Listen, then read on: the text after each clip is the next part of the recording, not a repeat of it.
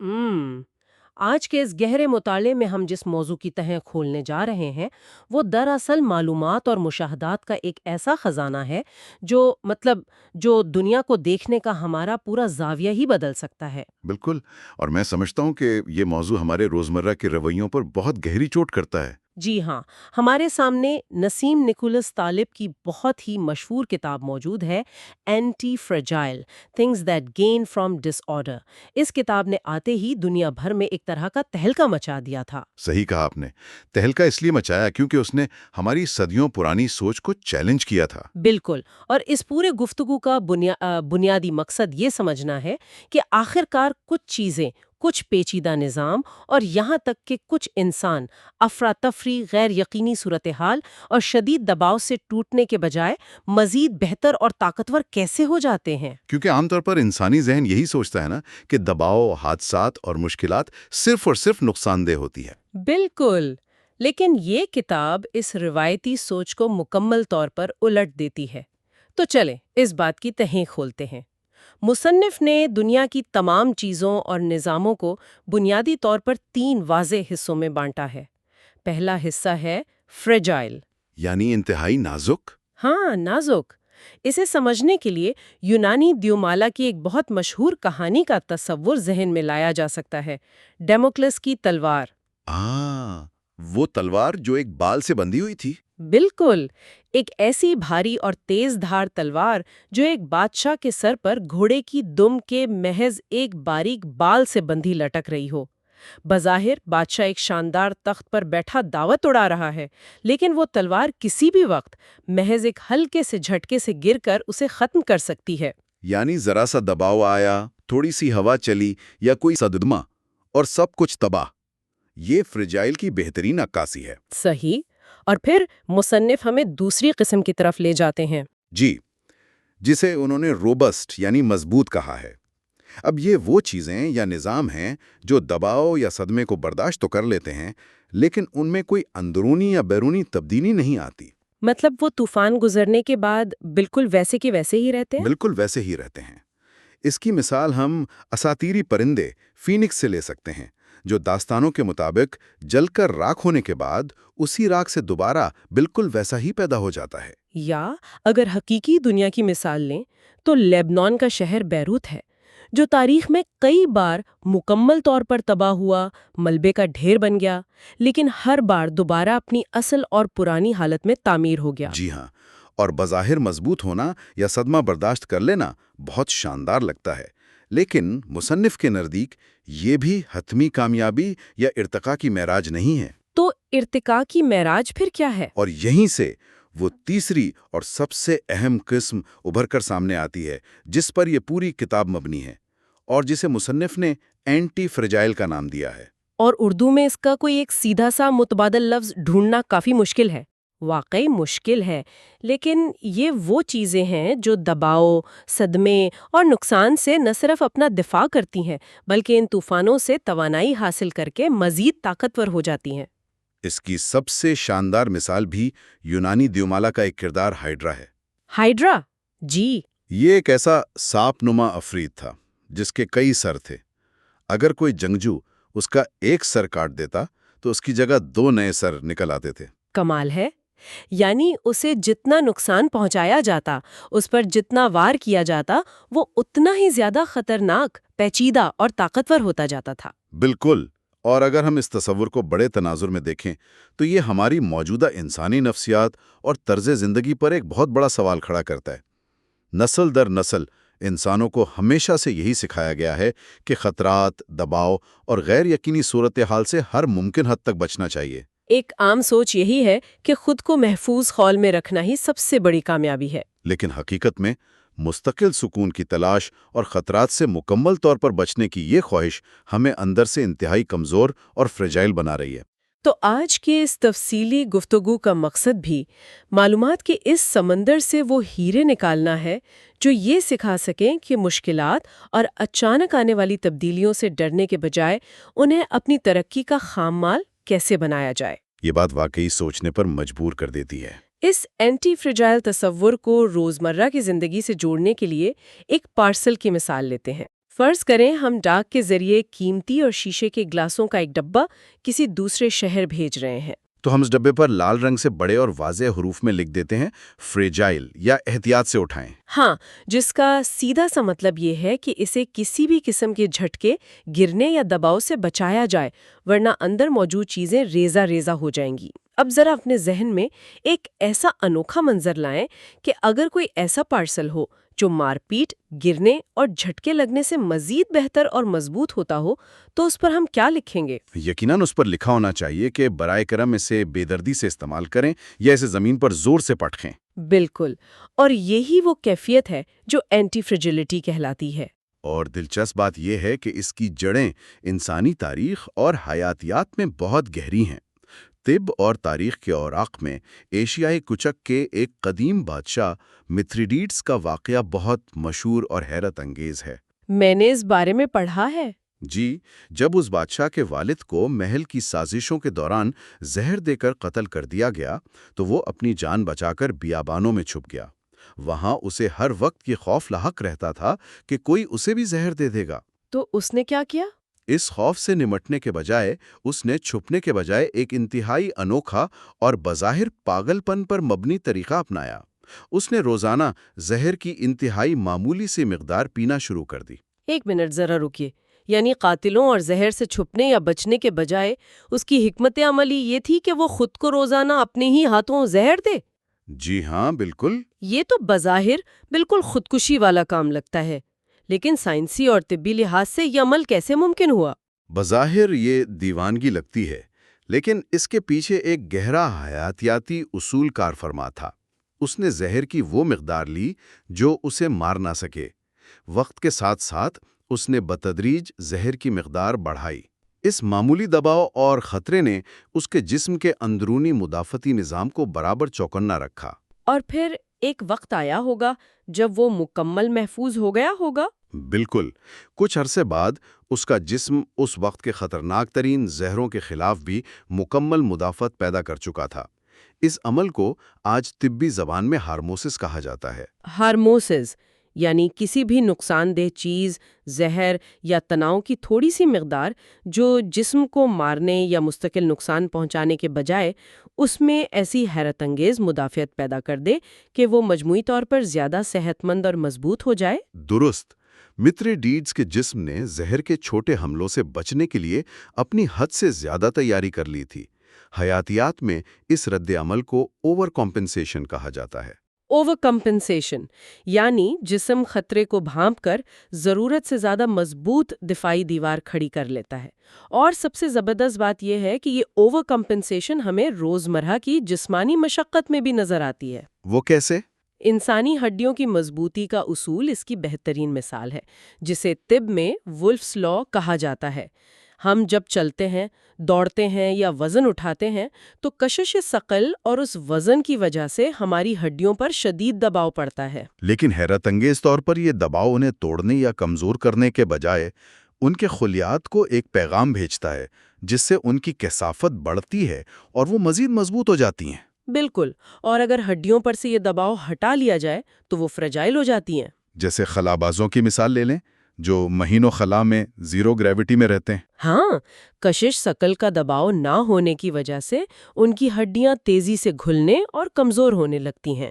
یہاں تک کہ زمین پر رہتے ہوئے بھی اگر کوئی شخص صرف سائیکل چلانے جیسا کھیل کھیلتا ہے جس میں جوڑوں اور ہڈیوں پر براہ راست جھٹکے اور وزن نہیں پڑتا تو اسے طویل مدتی ہڈیوں کی مضبوطی نہیں ملتی۔ ہڈیوں کو وہ دھچکے، وہ زمین کی ٹھوکریں اور وہ دباؤ چاہیے جو انہیں ہر روز یہ یاد دلاتے رہیں کہ انہیں مضبوط رہنا ہے۔ تو یہاں آ کر بات واقعی بہت دلچسپ ہو جاتی ہے، کیونکہ اگر ہم اس جسمانی اصول کو تھوڑا وسیع کر کے انسانی رویوں پر لاگو کریں تو ایک بہت ہی عجیب نفسیاتی تضاد سامنے آتا ہے۔ جی، انسان یہ مشکل اصول کسی ایک خاص شعبے میں تو بآسانی سمجھ لیتا ہے اور اس پر عمل بھی کرتا ہے، لیکن جیسے ہی وہ اس شعبے سے باہر قدم رکھتا ہے وہ اس اصول کو مکمل طور پر بھول جاتا ہے۔ اور کتاب میں اس رویے کو ڈومین ڈیپینڈنس کا نام دیا گیا ہے۔ ڈومین ڈیپینڈنس کی یہ بات مجھے ذاتی طور پر بہت پرلطف لگتی ہے۔ کیسے؟ ہم اکثر دیکھتے ہیں کہ لوگ جم کے دروازے کے بالکل قریب ترین پارکنگ کی جگہ حاصل کرنے کے لیے آپس میں لڑ رہے ہوتے ہیں اور گاڑیاں گھما رہے ہوتے ہیں، محض اس لیے تاکہ انہیں چلنا نہ پڑے، اور پھر اسی جم کے اندر جا کر وہ 1 گھنٹہ ٹریڈ مل پر مسلسل دوڑتے ہیں۔ یہ ایک بہت عام مشاہدہ ہے۔ کتاب میں دبئی کے ایک ہوٹل کا ایک چشمدیز واقعہ درج ہے جو اس اندھے پن کی شاندار عکاسی کرتا ہے۔ مصنف نے ایک انتہائی امیر بینکر کو دیکھا جس نے اپنی گاڑی سے سامان نکلوا کر ہوٹل کے کمرے تک پہنچانے کے لیے باقاعدہ ایک کلی کی خدمات حاصل کی، کیونکہ وہ خود اپنا سوٹ کیس اٹھا کر چلنے کی زحمت نہیں کرنا چاہتا تھا۔ اور پھر اسی شخص نے جم میں جا کے وہی کام کیا۔ بالکل ٹھیک 15 منٹ بعد مصنف نے اسی بینکر کو ہوٹل کے جدید جم میں دیکھا، اور وہ کیٹل بیل نامی لوہے کے بھاری آلے کو بالکل اسی طرح جھلا جھلا کر چل رہا تھا جیسے کوئی سوٹ کیس اٹھا کر چلتا ہے۔ وہ شخص یہ نہیں سمجھ سکا کہ جو اصول جم میں جسمانی مشقت پر لاگو ہو رہا ہے وہی روزمرہ کی زندگی پر بھی لاگو ہوتا ہے۔ ہم نے اپنی زندگی کو خانوں میں بانٹ دیا ہے۔ ہم مشقت کو صرف جم کی 4 دیواری تک محدود کر دیتے ہیں اور اصل زندگی میں ہر قسم کے دباؤ سے بچنے کے لیے جدید سہولیات اور مشینوں کے مکمل غلام بن جاتے ہیں۔ اس رویے کی اصل وجہ یہ ہے کہ ہم نامیاتی یعنی زندہ وجود اور مشینی نظاموں کے درمیان بنیادی فرق کو سمجھنے سے قاصر ہو گئے ہیں۔ ذرا ایک واشنگ مشین یا کسی بھی جدید مشینی آلے کے بارے میں سوچیں۔ مشین پر جب بھی دباؤ پڑتا ہے یا اسے مسلسل استعمال کیا جاتا ہے تو وہ آہستہ آہستہ خراب ہونے لگتی ہے۔ جی، اس کے پرزے گھس جاتے ہیں۔ ایک مشین کو اپنی بہترین حالت میں رہنے کے لیے سکون، احتیاط اور مسلسل مرمت کی ضرورت ہوتی ہے۔ لیکن دوسری طرف ایک بلی جو کہ ایک نامیاتی اور زندہ وجود ہے، اس کا معاملہ مشین سے بالکل برعکس ہے۔ بلی کی مثال بڑی زبردست ہے۔ اگر ایک بلی کو ایک انتہائی آرام دہ ڈبے میں بند کر کے صرف وقت پر بہترین کھانا دیا جائے اور اسے حرکت کرنے، بھاگنے یا کسی بھی قسم کے ماحولیاتی دباؤ کا سامنا نہ کرنا پڑے تو وہ بہت جلد سست ہو کر بیمار پڑ جائے گی اور بالآخر مر جائے گی۔ نامیاتی نظاموں کو اپنی بقا اور نشو و نما کے لیے متواتر معلومات کی ضرورت ہوتی ہے، اور زندگی میں یہ معلومات انہیں دباؤ، حرکت اور چھوٹی موٹی تکلیفوں کی صورت میں ہی ملتی ہیں۔ بالکل، یعنی دباؤ یا تکلیف دراصل جسم اور دماغ کے لیے ایک طرح کی خفیہ معلومات یا سگنل کا کام کرتی ہے۔ اگر ہم بچوں کی پرورش کی بات کریں تو ہم انہیں ہر قسم کی تکلیف، سردی، گرمی اور چوٹ سے بچانے کی انتھک کوشش کرتے ہیں، لیکن ہلکی پھلکی چوٹ لگنا، کسی گرم چیز کو چھو کر فوراً ہاتھ پیچھے کھینچ لینا، کھیلتے ہوئے گر جانا، یہ سب درد کے وہ بہترین استاد ہیں جو بچوں کو قدرتی طور پر رسک مینجمنٹ سکھاتے ہیں۔ کر دیتے ہیں تو ہم دراصل ان سے وہ اہم معلومات اور تجربات چھین رہے ہوتے ہیں جو مستقبل کے بڑے، غیر متوقع اور سنگین حادثات سے بچنے کے لیے ان کے اعصابی نظام کے لیے انتہائی ضروری ہیں۔ اور اسی رویے کو مصنف نے جدید انسانی معاشرے کی ایک بہت بڑی اور خاموش بیماری قرار دیا ہے جسے وہ ٹورسٹیفیکیشن کہتے ہیں۔ ٹورسٹیفیکیشن۔ ذرا ایک ایسے سیاح کے بارے میں سوچیں جس کا پورا سفری منصوبہ ایک مہنگی ٹریول ایجنسی نے طے کر رکھا ہو۔ صبح 8 بجے ناشتہ، 9:15 پر فلاں میوزیم کا دورہ، 12 بجے دوپہر کا کھانا اور شام کو ایک مخصوص روٹ پر چہل قدمی۔ بالکل، اس کے سفر میں کوئی بھٹکنا نہیں، کوئی غیر یقینی صورتحال نہیں، کوئی نئی گلی دریافت کرنے کی حیرانی نہیں ہوتی۔ سب کچھ پہلے سے طے شدہ ہوتا ہے۔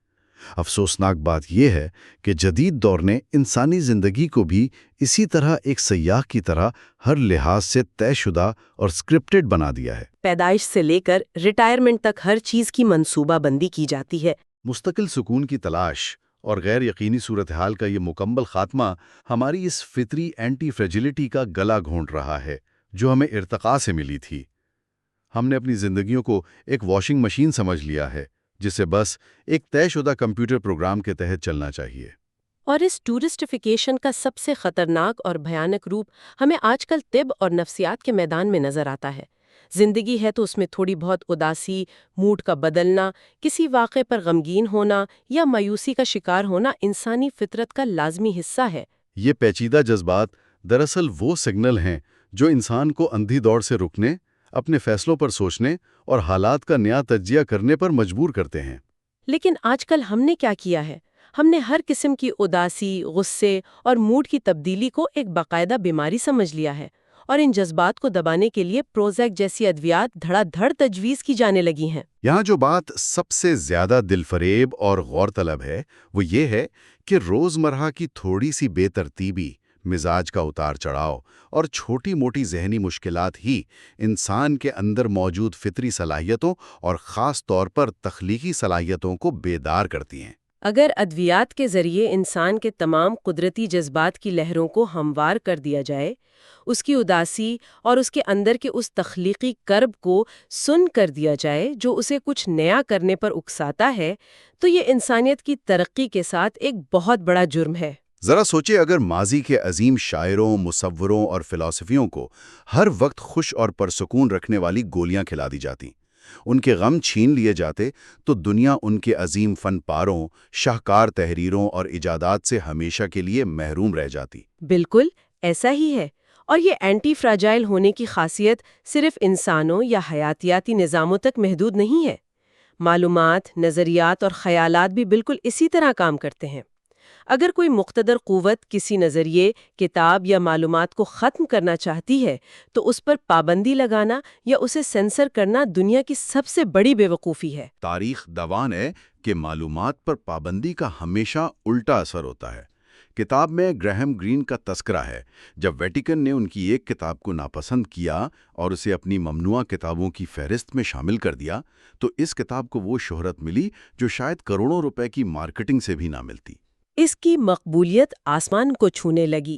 اسی طرح آئن رینڈ کی کتابوں پر ادبی حلقوں نے جتنی سخت تنقید کی، انہیں جتنا دبانے کی کوشش کی، ان کی فروخت اور اثر و رسوخ میں اتنا ہی بے پناہ اضافہ ہوا۔ کتابوں اور نظریات پر ہونے والا حملہ انہیں مارتا نہیں، بلکہ وہ ہائیڈرا کی طرح ان میں ایک نئی اور باغیانہ روح پھونک دیتا ہے۔ کسی بھی مصنف کے لیے اس کی کتاب کی مخالفت، اس پر پابندی یا شدید تنقید دراصل اس کی کامیابی کا سب سے بڑا تحفہ ہے۔ اور یہی اصول سیاست اور انسانی جذبات کی پیچیدہ دنیا پر بھی جوں کا توں لاگو ہوتا ہے۔ جی، جب بھی کسی سیاسی تحریک، عوامی بغاوت یا کسی نظریاتی گروہ کو ریاستی طاقت یا جبر کے زور پر کچلنے کی کوشش کی جاتی ہے، تو وہ تحریک کمزور پڑنے کے بجائے اس دیوملائی افرید ہائیڈرا کی طرح اور بھی زیادہ طاقتور ہو کر ابھرتی ہے۔ ظلم، قید و بند اور جبر باغیوں کو معاشرے میں مظلومیت کا رتبہ اور ان کے پیروکاروں کو مزید توانائی فراہم کرتے ہیں۔ اسی طرح انسان کی نفسیاتی دنیا میں کچھ جذبات، محبتیں اور خیالات ایسے ہوتے ہیں جنہیں ذہن سے جتنا نکالنے، مٹانے یا دبانے کی کوشش کی جائے، وہ اتنا ہی زیادہ حاوی ہو کر ذہن پر مسلط ہو جاتے ہیں۔ معاشرتی فاصلے، سختیاں اور رکاوٹیں ان جذبات کو مارنے کے بجائے انہیں مزید اینٹی فراجائل بنا دیتی ہیں۔ یہ سب سن کر ایک بہت ہی بنیادی سوال ذہن میں ابھرتا ہے۔ تو اس سب کا اصل مطلب کیا ہے؟ ہم نے ہڈیوں، بلیوں، کتابوں، بغاوتوں اور جذبات کی بات کی، لیکن جب ہم پورے معاشرے، عالمی معیشت یا قدرت کے بڑے نظاموں کو دیکھتے ہیں تو وہاں یہ اصول کیسے کام کرتا ہے؟ کیا پورا نظام مجموعی طور پر مضبوط اور اینٹی فریجائل ہو سکتا ہے اگر اس کے اندر موجود انفرادی اکائیاں کمزور اور فریجائل ہوں؟ یہ ایک بہت اہم نقطہ ہے۔ یہ اس پورے مطالعے کا سب سے اہم، گہرا اور قدر تلخ حصہ ہے۔ حقیقت یہ ہے کہ کسی بھی بڑے اور مجموعی نظام کی مضبوطی کے لیے یہ لازمی شرط ہے کہ اس کے اندرونی حصوں کا کمزور ہونا اور قربان ہونے کے لیے تیار رہنا ضروری ہے۔ ارتقاء کے اس وسیع عمل کو ہی دیکھ لیں۔ ارتقاء اسی وقت کام کرتا ہے اور انواع کو بہتر بناتا ہے جب کمزور اور حالات سے مطابقت نہ رکھنے والے جاندار مرتے ہیں اور صرف طاقتور جاندار اپنا جینیاتی کوڈ اگلی نسل تک منتقل کرتے ہیں۔ اگر جنگل کا ہر جاندار امر ہو جائے اور کوئی نہ مرے تو ارتقاء کا عمل وہیں رک جائے گا، اور پھر جب کوئی بڑا ماحولیاتی تغیر آئے گا تو پوری نو بے وقت تباہ ہو جائے گی۔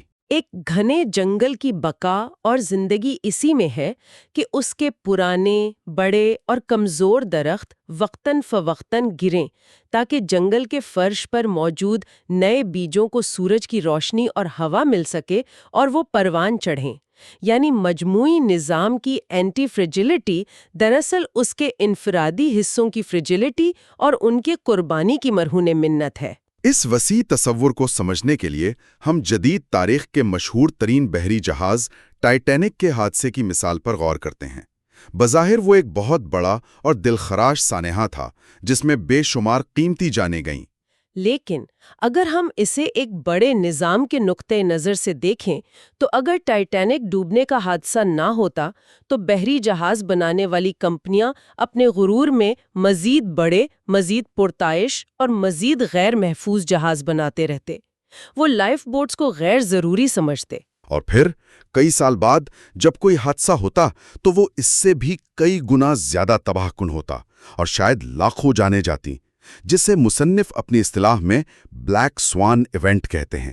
بلیک سوان دراصل ایک ایسا غیر متوقع، انتہائی نایاب اور تباہ کن واقعہ ہوتا ہے جس کی پیشگوئی کوئی نہیں کر سکتا اور جو پورے نظام کو ہلا کر رکھ دیتا ہے۔ ٹائٹینک کے اس حادثے نے پورے بحری نظام کو بلیک سوان سے پہلے ہی ایک جھٹکا دیا۔ اور اس کی وجہ سے جہاز رانی کے حفاظتی قوانین میں انقلابی تبدیلیاں آئیں، جس نے مستقبل میں بحری سفر کو بے حد محفوظ بنا دیا۔ ایویشن یعنی ہوائی جہازوں کے عالمی نظام میں بھی بالکل یہی اصول کار فرما ہے۔ ہر گرنے والا ہوائی جہاز، ہر ایویشن حادثہ، اس حادثے کی تحقیقات کے بعد اگلے ہوائی جہازوں کے سفر کو کئی گنا محفوظ بنا دیتا ہے۔ یعنی جو لوگ ان افسوسناک حادثات میں جان گنواتے ہیں وہ انجانے میں باقی پورے عالمی نظام کی بہتری اور بقا کے لیے خود کو قربان کر دیتے ہیں۔ اور عالمی معیشت کا پہیہ بھی بالکل اسی بے رحم لیکن مؤثر قانون کے تحت چلتا ہے۔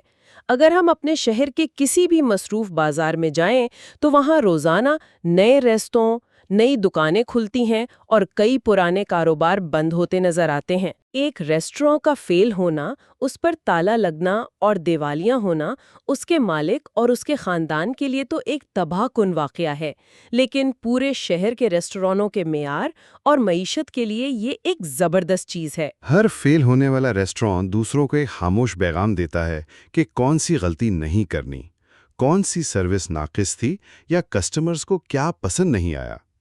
نیا کاروبار شروع کرنے والے یعنی انٹرپرینیورز دراصل کسی بھی معیشت کے وہ خاموش ہیرو اور سپاہی ہیں جو نظام کی بہتری اور نئے آئیڈیاز کی جانچ کے لیے خود کو قربان کر دیتے ہیں۔ مصنف کے نزدیک انہیں جنگ لڑنے والے فوجیوں جیسی عزت ملنی چاہیے، کیونکہ وہ اپنی زندگی کی جمع پونجی اور کریئر کو شدید خطرے میں ڈال کر معاشرے کے لیے وہ نئی معلومات پیدا کرتے ہیں جس سے باقی پوری معیشت اینٹی فریجائل ہوتی ہے۔ لیکن ہمارے اس جدید اور سہولیات پسند معاشرے کا المیہ یہ ہے کہ وہ اس انفرادی قربانی، خطرے اور بے یقینی کو بالکل پسند نہیں کرتا۔ وہ معاشرے کے ہر فرد کو ایک محفوظ، ہموار اور یکساں زندگی دینے کا جھوٹا وعدہ کرتا ہے۔ اس سراب کو سمجھنے کے لیے ہم کتاب میں دی گئی جان اور جارج نامی دو کرداروں کی کہانی کا گہرائی سے جائزہ لیتے ہیں۔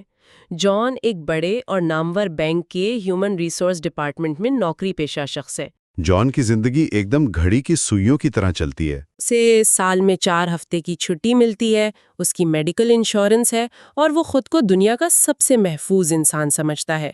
اس کی زندگی میں کوئی اتار چڑھاؤ، کوئی خطرہ یا غیر یقینی صورتحال نظر نہیں آتی۔ بظاہر یہ ایک مثالی اور خواب جیسی زندگی ہے۔ لیکن جان کی صورتحال دراصل ایک شیشے کے محل جیسی ہے، یعنی انتہائی فریجائل۔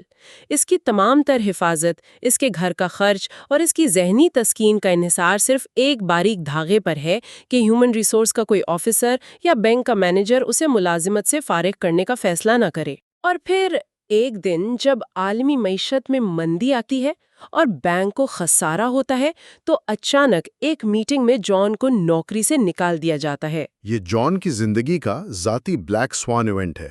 اس کی آمدنی ایک ہی دن میں یکدم 100% سے 0 پر آ گرتی ہے۔ 50 سال کی عمر میں اس کے لیے نئی نوکری تلاش کرنا ناممکن ہو جاتا ہے، کیونکہ اس نے برسوں کی اس آرام دہ نوکری میں اپنی صلاحیتوں کو نئے چیلنجز کے مطابق نہیں ڈھالا۔ اسے مارکیٹ کی سختی کا کوئی اندازہ نہیں۔ اس کے بالکل برعکس اس کا بھائی جارج ایک ٹیکسی ڈرائیور ہے۔ جارج کی زندگی میں روزانہ کی بنیاد پر بے تحاشا غیر یقینی صورتحال ہے۔ وہ روز صبح اٹھ کر ٹریفک کے مسائل کا سامنا کرتا ہے۔ کسی دن اسے بہت اچھی سواریاں مل جاتی ہیں، اسے ٹپ ملتی ہے اور اس کی شاندار کمائی ہوتی ہے۔ لیکن کسی دن سڑکیں سنسان ہوتی ہیں اور اسے بالکل کمائی نہیں ہوتی۔ وہ ہر وقت اس فکر میں رہتا ہے کہ کل کیا ہوگا۔ زندگی دراصل اینٹی فریجائل ہے۔ وہ کسی ایک بڑے دھچکے یا کسی ایک باس کے فیصلے سے مکمل طور پر بے روزگار نہیں ہو سکتا۔ اگر شہر کی ایک سڑک بند ہے تو وہ گلیوں سے گھس کر دوسری سڑک پر چلا جائے گا۔ اسے ہر روز نئے لوگوں سے ملنے، ان کے رویے سمجھنے اور شہر کے معاشی حالات کا اندازہ لگانے کا موقع ملتا ہے، جس سے اس کی صلاحیتیں مسلسل نکھرتی رہتی ہیں۔ وہ اپنی مرضی کا مالک ہے اور روزمرہ کے دباؤ نے اسے ہر مشکل سے نکلنے کا راستہ سکھا دیا ہے۔ جان اور جارج کی یہ مفصل کہانی ہمیں یہ سبق دیتی ہے کہ انسان روزمرہ کی چھوٹی غیر یقینی صورتحال اور چھوٹے اتار چڑھاؤ سے ڈر کر انہیں اپنی زندگی سے نکال کر دراصل خود کو بڑے اور تباہ کن خطرات کے سامنے بالکل نہتہ کھڑا کر دیتا ہے۔ جدید دور کی کارپوریٹ نوکریاں اور ہموار زندگیاں بظاہر بہت محفوظ لگتی ہیں، لیکن وہ اچانک آنے والے ان بڑے معاشی یا معاشرتی زلزلوں کے سامنے ریت کی دیوار ثابت ہوتی ہیں، جنہیں ہم بلیک سوان کہتے ہیں۔ جبکہ جارج جیسے لوگ جو روزانہ چھوٹے چھوٹے زلزلوں اور مشکلات کا سامنا کرتے ہیں، وہ بڑے طوفانوں کے گزرنے کا راستہ تلاش کرنے کے عادی ہو جاتے ہیں۔ ان تمام پہلوؤں پر طویل غور کرنے کے بعد اس پوری بحث کا نچوڑ اور خلاصہ یہ نکلتا ہے کہ دباؤ سے بھاگنا دراصل زندگی سے بھاگنا ہے۔ ہم نے آج کے اس گہرے مطالعے سے یہ سیکھا ہے کہ ہر قسم کا دباؤ، ہر قسم کی ٹینشن یا ہر قسم کا خطرہ نقصان دہ نہیں ہوتا۔ روزمرہ کی زندگی میں ہونے والے چھوٹے نقصانات، چھوٹی غلطیاں، تھوڑی سی غیر یقینی صورتحال اور ہلکی پھلکی تکالیف دراصل وہ انمول معلومات اور وہ ذہنی اور جسمانی ورزش ہیں جو نظاموں اور انسانوں دونوں کو ان بڑے اور تباہ کن حادثات سے بچاتی ہیں جو بغیر کسی پیشگوئی کے اچانک وارد ہوتے ہیں، بلکہ مزید کمزور اور نازک بنا دیتا ہے۔ اور اسی آخری اور اہم ترین نقطے کو بنیاد بناتے ہوئے اس نشست کے اختتام پر ایک ایسا نیا اور چونکا دینے والا سوال چھوڑنا مقصود ہے جو اس پوری بحث کو ایک نئے زاویے سے دیکھنے کی دعوت دیتا ہے۔ جی، وہ کیا؟ اگر ہم اینٹی فریجلٹی کے اس پورے اصول کو آج کی تیزی سے ابھرتی ہوئی ٹیکنالوجی اور مصنوعی ذہانت یعنی آرٹیفیشل انٹیلیجنس کے تناظر میں دیکھیں، ہم انسان ایسے اسمارٹ سسٹمز اور الگورتھم بنا رہے ہیں جن کا واحد مقصد ہماری روزمرہ زندگی سے ہر قسم کی غلطی، رکاوٹ اور غیر یقینی صورتحال کو مکمل طور پر ختم کرنا ہے۔ گاڑیاں خود چل رہی ہیں، فیصلے مشینیں کر رہی ہیں، اور زندگی ایک ہموار اسکرین کی طرح ہوتی جا رہی ہے۔ یہ بات ہمیں یہ سوچنے پر مجبور کرتی ہے کہ کیا ٹیکنالوجی کے ذریعے زندگی کو اس قدر ہموار اور بے عیب بنانے کی یہ اندھی دوڑ نو انسانی کو اندر سے کھوکھلا تو نہیں کر رہی؟ کہیں ایسا تو نہیں کہ ہم یہ سارے اسمارٹ سسٹمز بنا کر دراصل پوری انسانیت کو مستقبل کے کسی ایک بڑے عالمی اور تباہ کن ڈیجیٹل بلیک سوان حادثے کے سامنے مکمل طور پر فریجائل اور بے بس کر رہے ہوں؟ ایک ایسا حادثہ جب اگر یہ سسٹم چند دنوں کے لیے بیٹھ جائیں تو وہ انسان جسے اب مشکل حالات سے لڑنے کی عادت ہی نہیں رہی، وہ اپنا وجود ہی برقرار نہ رکھ سکے۔ یہ ایک ایسا سوال ہے جو کتاب کے نظریے کو ہمارے آنے والے کل سے جوڑ دیتا ہے، اور اس پر غور کرنا ہم سب کے لیے انتہائی ضروری ہے۔ تو آج کی کون سی ایسی بالکل محفوظ اور طے شدہ روٹین ہے جسے توڑ کر تھوڑی سی صحت مندانہ افراتفری کو دعوت دینے کی ضرورت ہے؟ اس پر ضرور غور کیجیے گا۔